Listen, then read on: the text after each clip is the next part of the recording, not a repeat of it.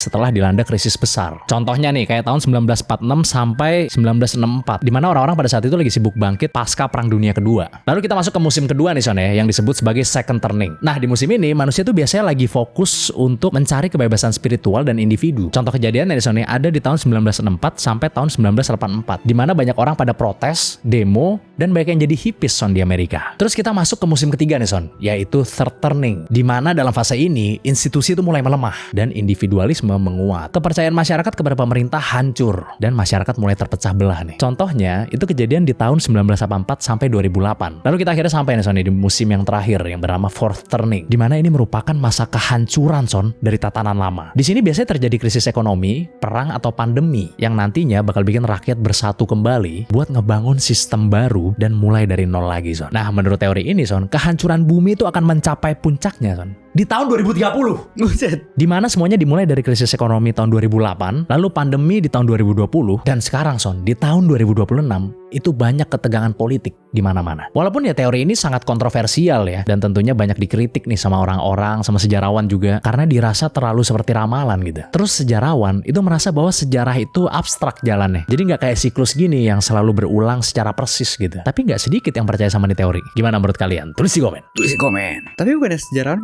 banyak bilangnya kayak sejarah berulang gitu tuh. Iya, tapi tidak persis seperti ini kan. Maksudnya nggak kayak pasti ada fase 1 pembangunan kembali, fase 2 apa, nggak selalu sama kayak gitu maksudnya. Tadi baru gue mau nanya, terus kita ada di fase berapa sekarang kan? Di fase 4 sekarang. Malah fase 4 fase ya? 4 sekarang. Gue pikir kan tadi udah dijelasin panjang lebar ya. Iya. Mendengar gimana? Dengar. Maksudnya sebelum lu ngomong tadi gue mikir kita di fase berapa ini ya? Iya. Soalnya kan kayak tadi jarak antaranya kan 20 tahun ya kan? 20-an tahun kira-kira. 20-an tahun, berarti ngitungnya bener-bener dari 2008 ya malah ya? Di 2008, fase 4 mulai dari 2008. Iya, gue kira dari 2020 pas Covid itu loh. Enggak, dari 2008 kan udah ada krisis ekonomi yang gede banget yang pada saat itu kan. Terus habis itu sampai sekarang, nanti puncaknya di tahun 2030 nanti. Tapi gue gak tahu, dulu kita gak begitu berasa gak sih 2008 itu? 2008 apa gara-gara mungkin media karena ini kan masih SMP sih gue waktu itu. Jadi gue gak begitu perhatian emang waktu 2008 itu. Masih SMP kelas 1 kalau saya waktu itu. Cuma mungkin orang banyak ragunya gara-gara